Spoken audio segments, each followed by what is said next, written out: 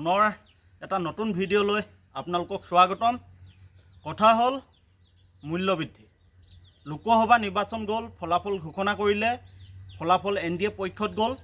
যদিও জনসাধাৰণে পৰিৱৰ্তন বিচাৰিছিলে, কিন্তু এবাৰ তৃতীয়বাৰৰ বাবে ভাৰতবৰ্ষৰ প্ৰধানমন্ত্ৰী নৰেন্দ্ৰ মোদী হোৱাটো নিশ্চিত।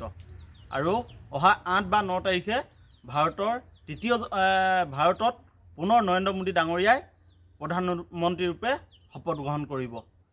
এতিয়া কথা হ'ল, লোকসভা নিৰ্বাচন যোৱাৰ পিছতেই পুনৰ পেট্ৰল ডিজেলৰ মূল্য বৃদ্ধি, অত্যাৱশ্যকীয় সামগ্ৰীৰ মূল্য বৃদ্ধি, জীৱনদায়িনী ঔষধৰ মূল্য বৃদ্ধি।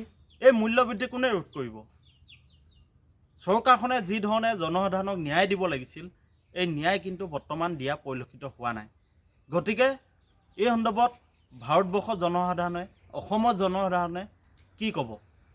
নিৰ্বাচন গ'ল, আমি ভোট দিলোঁ, জনপ্ৰতিনিধি নিৰ্বাচন হ'ল, কিন্তু মূল্য বৃদ্ধি নিৰ্বাচন যোৱাৰ পিছতে পুনৰ মূল্য বৃদ্ধি। গতিকে এই কথাবোৰ আলোচনাৰ প্ৰয়োজন আছে। জনসাধাৰণে বিবেকক সুধি নিজক প্ৰশ্ন কৰাৰ প্ৰয়োজন আছে। মূল্য বৃদ্ধি দৈনিক কিয় ইমান বৃদ্ধি পাইছে? চৰকাৰখনে এই ক্ষেত্ৰত কি কৰিছে? অসম চৰকাৰে মূল্য বৃদ্ধি ৰোধ কৰাৰ ক্ষেত্ৰত কিবা পদক্ষেপ লৈছেনে?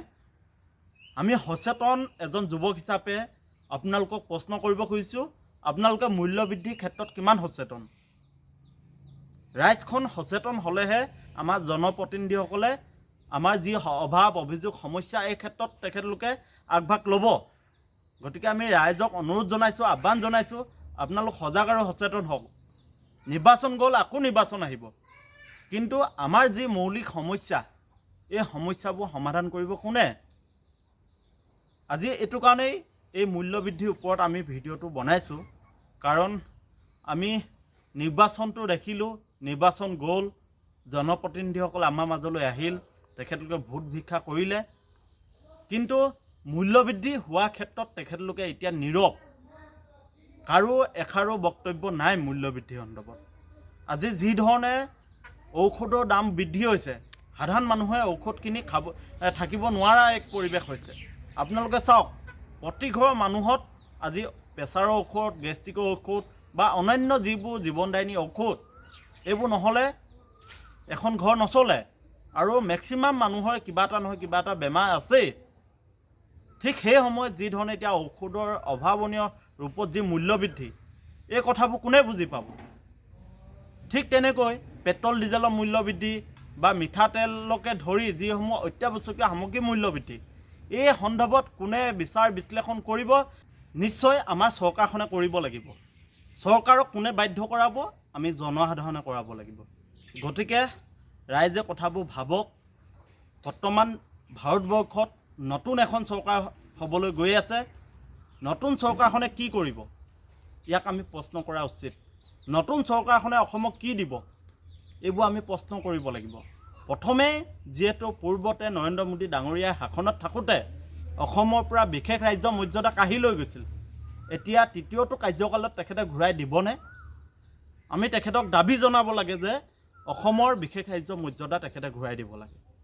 মূল্য বৃদ্ধি তেখেতে ৰোধ কৰিব লাগিব, কিন্তু অসমৰ যি সামগ্ৰিক সমস্যা, অসমৰ বিশেষ ৰাজ্য মৰ্যাদা, এই মৰ্যাদা তেখেতে ঘূৰাই দিব লাগিব। অসমৰ বানপানী সমস্যা ৰাষ্ট্ৰীয় সমস্যা ৰূপে তেখেতে ঘোষণা কৰিব লাগিব। এই কথাবোৰক লৈ আমি শাসক বিৰোধী সকলোৱে সমানে সচেতন হ'ব লাগিব। আৰু নৰেন্দ্ৰ মোদী ডাঙৰীয়াক আমি বাধ্য কৰাব লাগিব যে আপোনাৰ তৃতীয়টো কাৰ্যকালত অসমে আমুক আমুক আমুক পাব লাগিব। আৰু এই কথাখিনি কোনে ক'ব? আমি জনসাধাৰণে, আমি জনপ্ৰতিনিধি ক'ম, চৰকাৰ ক'ম, আৰু আমাৰ যিসমূহ জনপ্ৰতিনিধি আছে তেখেতলোকে নৰেন্দ্ৰ মোদী ডাঙৰীয়াক ক'ব। আৰু তেখেতলোকে আমাৰ সমস্যাসমূহ যদিও সমাধান কৰি নিদিয়ে, আকৌ ৰাইজ 26ৰ নিৰ্বাচন আহি আছে, আমি সজাগ আৰু সচেতন হৈ থাকিব লাগিব। আমাৰ যিসমূহ মৌলিক সমস্যা, জনতাৰ যি সমস্যা, এই কথাবোৰ আমি শক্তিশালী ওপৰত উপস্থাপন কৰিব লাগিব, চৰকাৰক সমালোচনা কৰিব লাগিব। এইবাৰ যিহেতু বিজেপি চৰকাৰখনে, নৰেন্দ্ৰ মোদী ডাঙৰীয়াই, আমি ভাবোঁ অলপ হ'লেও শিক্ষা পাইছে। তেখেতে একক সংখ্যাগৰিষ্ঠতাই চৰকাৰ গঠন কৰিব পৰা নাই। গতিকে তেখেতৰ কথাবোৰ ভাবিব লাগিব। ৰাইজৰ সমস্যা, অভাৱ, অভিযোগবোৰ তেখেতে গুৰুত্ব দিব লাগিব। আৰু যি আমাৰ অসমৰ বিশেষকৈ যিসমূহ সমস্যা, এই সমস্যাসমূহ যদি সমাধান নকৰে, নিবনুৱা সমস্যা যদি সমাধান নকৰে, মূল্যবৃদ্ধিৰ সমস্যা যদি সমাধান নকৰে, টোল গেটৰ সমস্যা যদি সমাধান নকৰে, তেতিয়াহ'লে অনাগত দিনত অসমৰ ৰাইজ সজাগ আৰু সচেতন হৈ থাকক। ধন্যবাদ।